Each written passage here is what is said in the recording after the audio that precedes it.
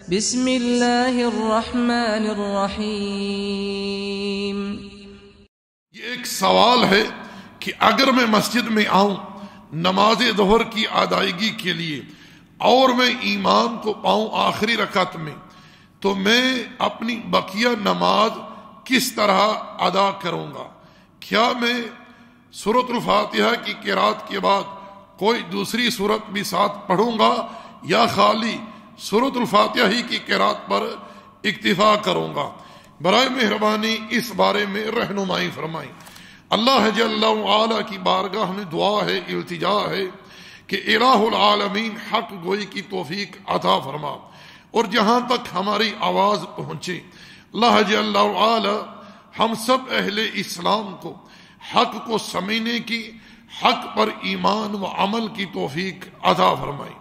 یاد رکھیں کہ اگر آپ نماز ظہر کے لیے یا نماز عصر کے لیے یا نماز عشاء کے لیے یا نماز مغرب کے لیے مسجد میں آئے ہیں، آپ نے امام کو پایا ہے آخری رکعت میں، اب آپ نے ایک رکعت امام کے ساتھ پا لی ہے، ادا کر لی ہے، آپ امام کے ساتھ تشہد میں بیٹھ جائیں، مکمل تشہد آپ پڑھیں، اتحیات پڑھیں، درود ابراہیمی پڑھیں، دعائیں جو پڑھنی ہے وہ پڑھیں۔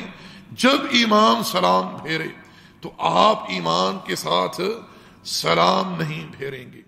جب امام اپنی بائیں جانب سلام پھیر کر فارغ ہوگا تو آپ تکبیر کہتے ہوئے اٹھ جائیں گے دوسری رکعت کے لیے۔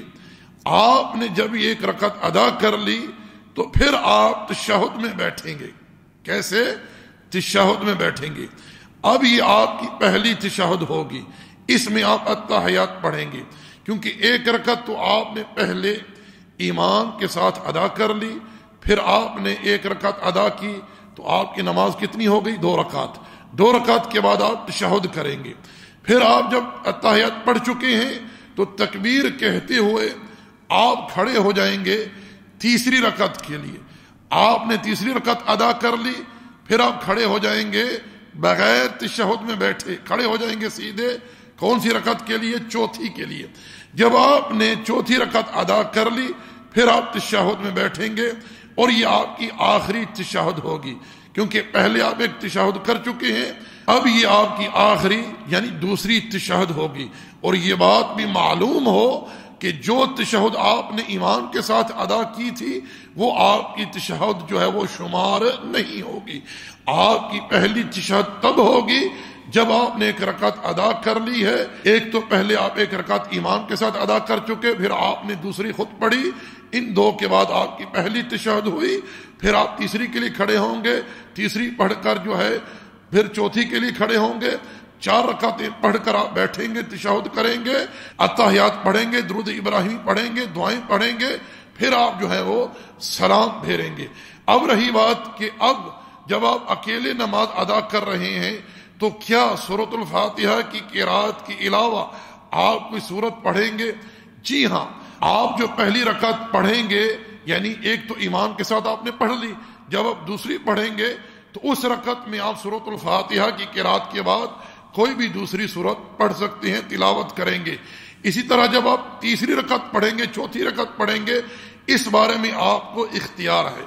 اگر آپ چاہیں تو سورۃ الفاتحہ کی قرات کے بعد کوئی سورت پڑھ لیں، اگر نہ بھی پڑھیں تو آپ کی نماز صحیح ہے، اور سورۃ الفاتحہ کی قرات آپ کے لیے انشاءاللہ کفایت کر جائے گی۔ اگر آپ کوئی سورت پڑھنا چاہتے ہیں تو پڑھ لیں، اگر نہیں بھی پڑھتے تو کوئی حرج نہیں، آپ کی نماز انشاءاللہ صحیح ہوگی۔ اس طرح جو ہے آپ اپنی بقیہ نماز ادا کریں گے۔ رب ذوالجلال تقدس و تعالیٰ کی بارگاہ میں دعا ہے، التجا ہے کہ الہی جو بات حق کہی سنی اس پر ایمان و عمل کی توفیق عطا فرما۔ وما علینا الا البلاغ، وصلی اللہ علی نبینا محمد وعلی آلہ وصحبہ اجمعین۔